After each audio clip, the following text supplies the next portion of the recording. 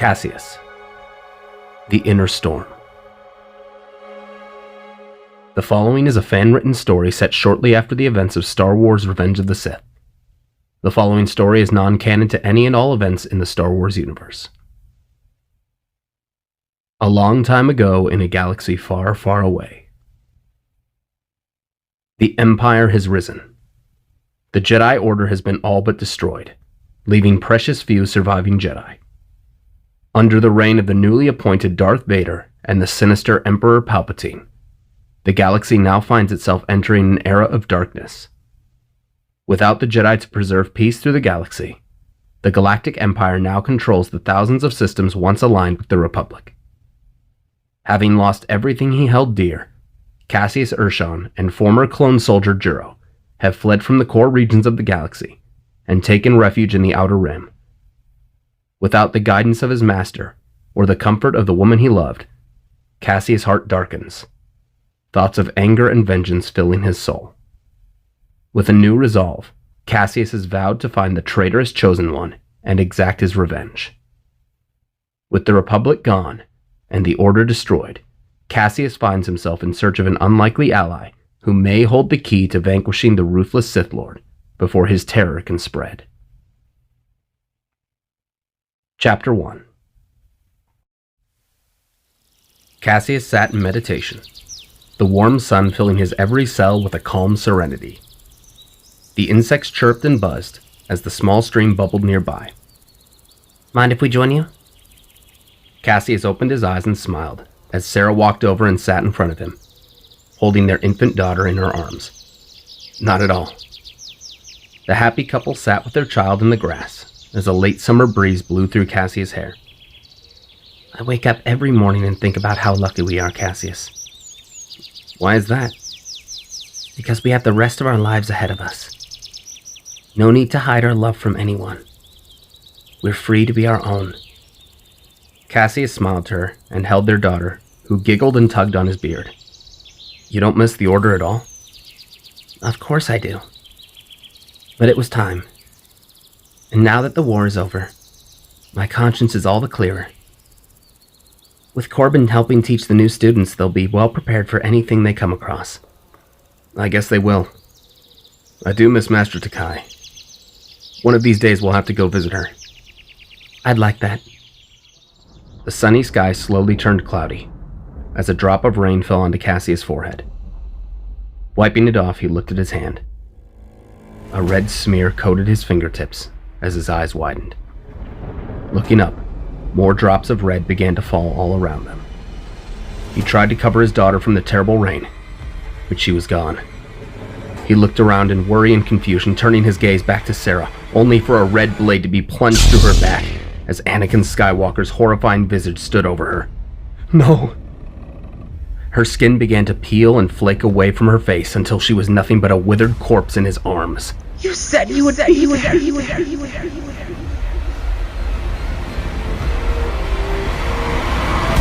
Cassius awoke from his nightmare, lying down on a very crude bed, breathing heavily. "Cassius, you all right?" Juro lay in the corner of the room, awoken from his slumber by Cassius' panic. Cassius slicked back his hair with his hand and wiped the sweat away. "I'm okay. Just a bad dream." Juro nodded and closed his eyes again as Cassius rested his head back to his pillow. It had been 3 weeks since his life had been destroyed by the Empire. By Skywalker. He and Juro had been hopping from system to system, trying to throw off any trace of their whereabouts. Where they were now, he had no idea. His mind had been a complete mess for weeks. He knew he wouldn't get any sleep, so he got up and put on his tattered tunic before walking out into the cockpit and sitting down, staring out into the vast unknown. Looking out into space used to fill him with a sense of wonder, a longing to see the galaxy. Now, it just reminded him of how lost he was. He never really realized how much structure his life at the temple gave him. Get up, meditate, complete morning exercises, lessons with Dralik, grab something to eat. He never thought he would say this, but the ration packs they'd been living off of for the past few weeks. They actually did the impossible. They made Caseus crave the food in the temple. As bad as it was, at least it was cooked. Caseus continued to stare out the viewport as Jiro sat beside him. Can't sleep? Caseus shook his head. Yeah, me neither. Suppose that's the least of our problems right now. How are we on supplies? We've gone through about half of our rations already. We have to make a decision. Do we risk landing this bird on a planet so we can get some actual food? Or do we just push our luck? We won't survive drifting through wild space, Jiro. We have to find somewhere to land. Check the map and see where we can go. Jiro pulled up the map. We're currently in the Outer Rim. The good news is that the Empire's reach isn't as severe out here. The bad news is the nearest inhabited planets are in the Inner Rim. What's our best option? Tanab, most likely. If we're looking for supplies and food, that's the best option, given our current position. Okay, R3, set a course for... Caseus looked down inside. Jiro, set a course for... I'm on it, sir. Caseus never thought he would miss R3 as much as he did. He was just a machine. Metal with bolts and wires and gears. But he was his companion. And he'd gotten him out of more situations than he could count. Now he was just another casualty who died to save him. Just like Corbin. Just like his master. Jiro punched in coordinates for Tanab and jumped to lightspeed. We'll have to lay low. Maybe you should stay with the ship. No offense, but a one-armed wanderer dressed as a Jedi is bound to set off some alarms. I'll get us some food and a change of clothes. You just try to relax. Caseus stayed silent for the remainder of the trip, lost in his own thoughts. The ship soon landed on Tanab, a rather lush world with plenty of farmland and towns. The ship set down on the outskirts as Jiro fastened a tunic over his armor. How many credits do you have on you? Caseus checked the pouch on his belt. 40. Not much.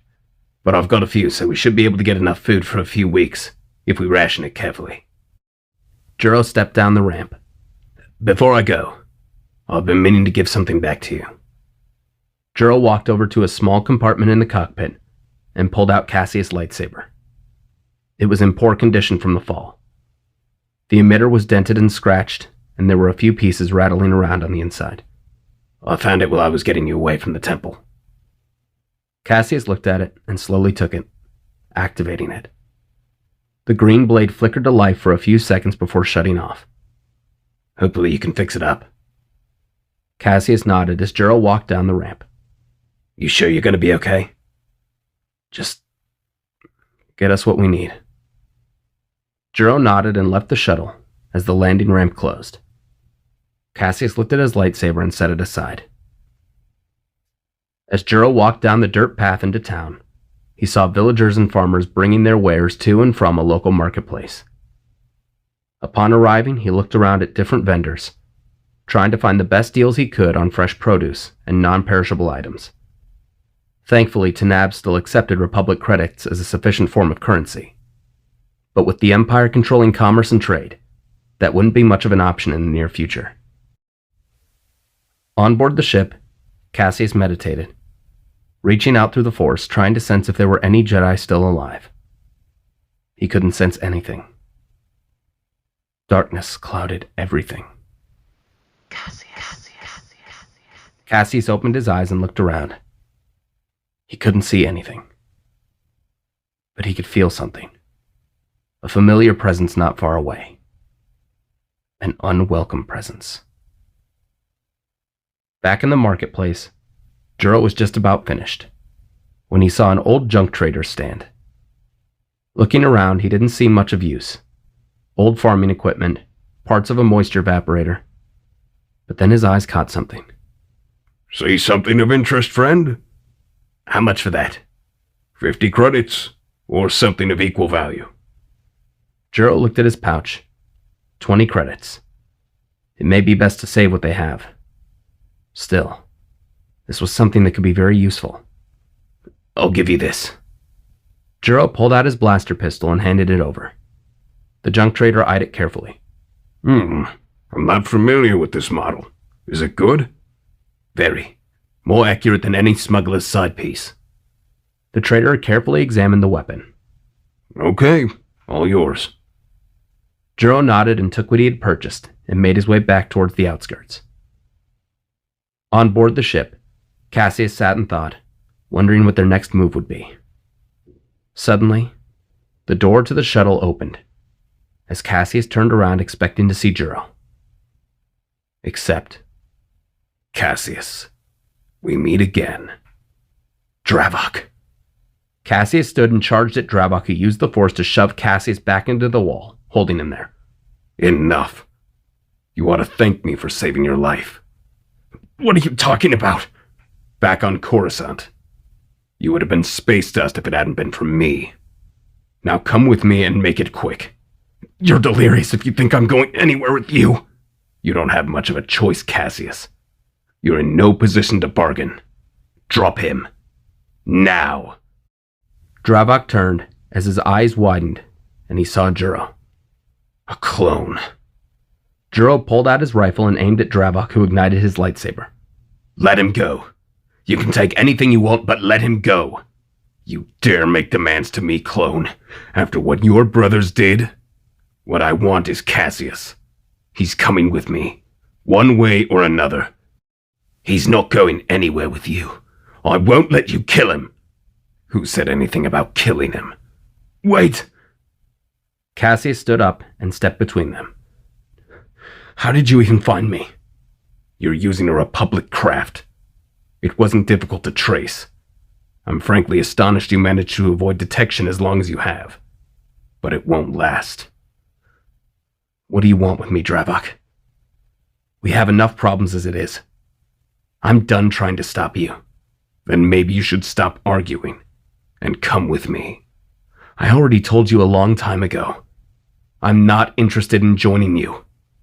You only want to cause trouble. I don't want the Empire hunting me down because of you. The Empire doesn't know I'm alive. You should know by now. I'm pretty good at making myself disappear when I need to. The Empire thinks I'm dead. And as far as they're concerned...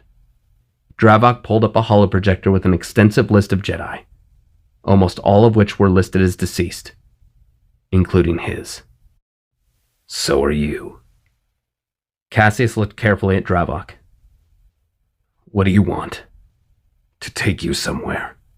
Somewhere the Empire won't find us. Where I've been hiding for months. I know what you want, Caseus.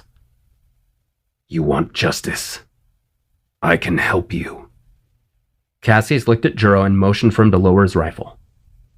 I don't trust you. You have ulterior motives. I know it. Any plans I have are impossible to conduct with the Empire in power. It was difficult enough trying to operate under the Republic's nose. It's damn near impossible with the Empire. That's where I need your help. You and I have a common goal. Skywalker. I have a plan. A long-term solution for our problem. You get your revenge. I get something else. Caseus stared at Dravok and back to Juro. What do you get out of this? You'll see. Caseus, let's just go. We can't trust this monster. You're free to leave, of course. Spend the rest of your lives in hiding, scrounging to survive. Or you can take the fight to the very person who took everything from you. Hide or fight. The choice is yours. Caseus looked at Juro and back to Dravok. Everything he said was true. Deep down, Caseus wanted revenge. Slowly, he reached out and shook Dravok's hand. Know one thing, Dravok. I've lost far too much as it is. I have nothing left except Juro. If I think for even a second that you might turn on us, or sell us out to the Empire, I'll kill you. I'll make sure your days of running are over. Dravok smiled. I accept these terms. One more thing. Juro is coming with us. You want to bring this lab creation with us? What if he turns just like the others? It's because of him that I survived. Either he comes with us, or I don't go at all. Dravok looked from Caseus to Juro. Fine. We could use a lackey anyway. Gather what you need and follow my coordinates. And Caseus, don't make me regret this kindness. Dravok left the shuttle and hopped into his ship. You're not serious, are you? After everything he's done? I know what he's done, Juro. But what other choice do we have? What allies do we have? If he thinks he knows a way to kill Skywalker, then like it or not, I have to believe him. And you think your master would approve? You think she would be proud of you speaking like this? Caseus grabbed Juro by his collar and pulled him close. Don't you dare speak about my master to me. You didn't see what I saw. I watched as your brothers executed her. Juro stared in shock as Caseus seethed and slowly let go of him. I'm sorry. I didn't mean that. But Master Takai isn't here anymore. Corbin isn't here. Sarah isn't here. And it's because of him, Juro. If there's any chance we can take out Skywalker before he can cause any more destruction, it's worth the risk.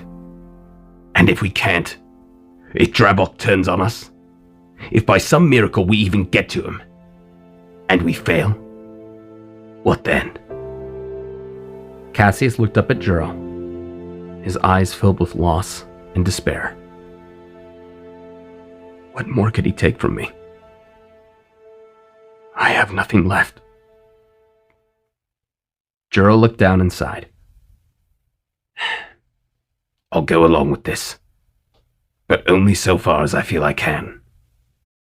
Caseus nodded as they sat in the cockpit and punched in the coordinates Dravok had given them before taking off to the skies.